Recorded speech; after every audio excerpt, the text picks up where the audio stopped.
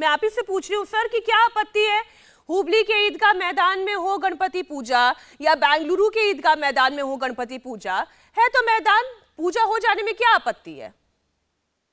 देखिए, मैं हमेशा से यही कहता रहा हूँ कि हिंदुओं को मुसलमानों से कोई प्रॉब्लम नहीं, मुसलमानों को हिंदुओं से कोई प्रॉब्लम नहीं है। और हिंदू मुसलमान एक दूसरे के कभी धार्मिक आयोजनों में अड़ंगा नहीं अड़ाते रहे। ये तो राजनीतिक पार्टियां हैं। भारतीय जनता पार्टी हमेशा से कुछ ना कुछ ऐसा खेल खेलती जरूर है। अब आप देख लीजिए कि उत्तर प्रदेश में मुसलमान अपने घरों में नमाज नहीं पढ़ सकते, उन पर FIR हो जाती है। लेकिन वहीं दूसरी तरफ मुसलमानों की जो ईदगाह है उसके अंदर ये जबरदस्ती है कि हम यहाँ पे गणेश पूजा करेंगे। नहीं क्या नहीं, हुगली लेकिन में कोई लेकिन दूसरा इसमें मैदान है? परेशानी क्या है अतीक जी? मेरा तो मूल सवाल ही है कि इसमें परेशानी क्या है? जब सड़क पर नमाज उस पढ़ी जा सकती है तो फिर ये तो मैदान है, मैदान में गणपति उत्सव क्यों नहीं मनाया जा सकता? क्यों? क्योंकि उसका नाम ईदगाह है।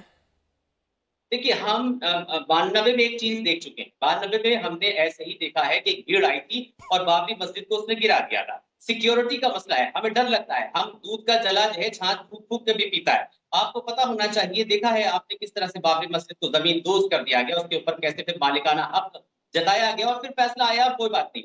लेकिन दरअसल बात यह है कि इसकी गारंटी कौन लेगा, क्योंकि भारतीय जनता पार्टी पे हमें एतबार नहीं है, क्योंकि भारतीय जनता पार्टी के लेकिन भी हाईकोर्ट ने तो उसने अतीक जी कहा कि मालिकाना हक नगर निगम के पास है, फिर क्या आपत्ति है?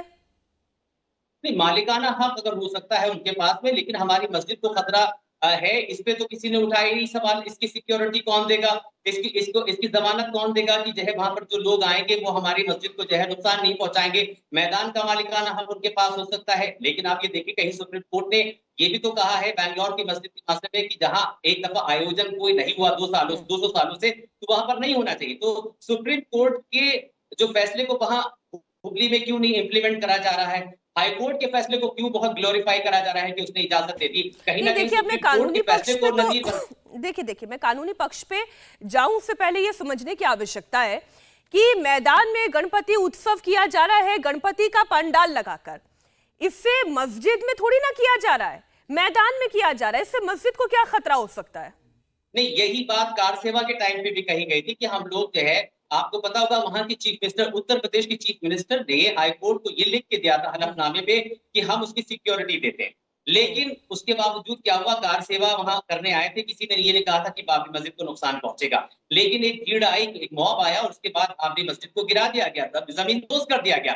अब इसकी गारंटी हाईकोर्ट लेगा कि वहां पर कोई मस्जिद को नुकसान नहीं होगा, या फिर जो भारतीय जनता पार्टी की सरकार है क्या वो सिक्योरिटी की जमानत लेगी? आप ये बताएं, मुझे नहीं लगता, क्योंकि भारतीय जनता पार्टी पे भरोसा नहीं किया जा सकता। उसकी अच्छा, चीफ मिनिस्टर जब बात बात हाईकोर्ट में भरोसे की है, बात डर की है। अशोक गौड़ा जी, आपकी देखिए सरकार है कर्नाटक में, परेशानी इस बात की है जो मोहम्मद अतीक कह रहे हैं कि क्या भरोसा भाई आपकी सरकार का, आप लोग वहां पर गणपति उत्सव करें और गणपति उत्सव के बहाने वहां की मस्जिद को नुकसान पहुंचा दें।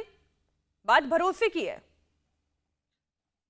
मीनाक्षी जी, पहले ये बात है कि ये दोनों ईदगाह मैदान का नाम नहीं लेते हैं। जो हुबली में है वो उसको बोलते हैं रानी चन्नम्मा मैदान। जो बैंगलोर में चामराजपेटे में है उसको सर्वे नंबर 40 है। उसका कहीं पे भी नाम ईदगाह करके किसी ने नामकरण नहीं किया था या मरु नामकरण नहीं किया था, पहले बात।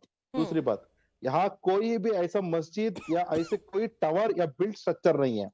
सिर्फ यहाँ पे इलीगली जो कंस्ट्रक्टेड है, जो इमारट्स कहते हैं इंग्लिश में, मानिए कि ये मक्का के साइड के लिए, ये प्रेयर के लिए जो यूजफुल होता है उसका इमारट्स है। तो यहाँ पे परमानेंट स्ट्रक्चर नहीं है। जो डेमोलिशन ये जो बोल रहे हैं अतीक जी कि जो बाबरी मस्जिद में हुआ था, ऐसा मस्जिद को डेमोलिशन, यहाँ पे मस्जिद नहीं है। सिर्फ यहाँ पे एक एक दीवार है जो उसको इमारत जैसा बनाया गया है, वो भी इलीगल है। इसका कोई परमिशन या कोई भी नगर संस्थान से परमिशन है नहीं। वो नमाज पढ़ाई जाती है, अतीक जी आप जब बोल रहे थे मैं एक भी बात लक्ष्य नहीं बोला। आप कहेंगे तो ऑब्जेक्शन सुनिए, होगा, इलीगल नहीं कहा जा सकता। अतीक जी एक एक करके बात समझते हैं ना, दर्शकों को भी बात समझ में आए। अशोक गौड़ा जी बात पूरी कर लें। हाँ, क्या इलीगल इसीलिए है कि कोई भी बिल्ड स्ट्रक्चर जो है उसके लोकल प्लानिंग अथॉरिटी से अगर प्लान अप्रूवल किया गया है, कोई भी मुझे बिल्डिंग बनाना है, ऐसा कोई भी लीगल स्ट्रक्चर नहीं है वहां पे। वो जो है ये अगर अगर हम लोग हुबली धारवाड़ का बात करेंगे, उसका जो डिस्प्यूट था 10 साल या 11 साल पहले, 2011 में उसका डिस्प्यूट सॉल्व हो गया था, क्लियर कट बताया गया था कि ये हुबली धारवाड़ नगर पालिका का प्रॉपर्टी है।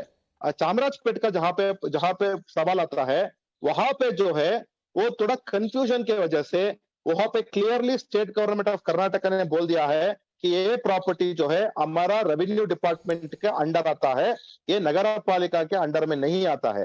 और कोई भी डॉक्यूमेंट हम बहुत बार पूछा गया था, ये जो भी क्लाइमेंट्स है, जो सुन्नी वक्फ बोर्ड के जो तरफ से कुछ लोग हैं जो बोल रहे हैं हमारा प्रॉपर्टी पे राइट था, बीबीएमपी ने और रेवेन्यू डिपार्टमेंट में दोनों ने पूछा कि आपका पास क्या डॉक्यूमेंट है, आप लेके आइए। आज तक 4 महीना हो गया, एक भी डॉक्यूमेंट नहीं मिला है नगर पालिका को या रेवेन्यू डिपार्टमेंट को। तो इसका मतलब ये होता है कि ये property clearly under revenue department of Karnataka का गवर्नमेंट में आता है। इंडिया टीवी हर वक्त हर जगह डाउनलोड करने के लिए सर्च करें India TV news Google play store या ऐप स्टोर पर।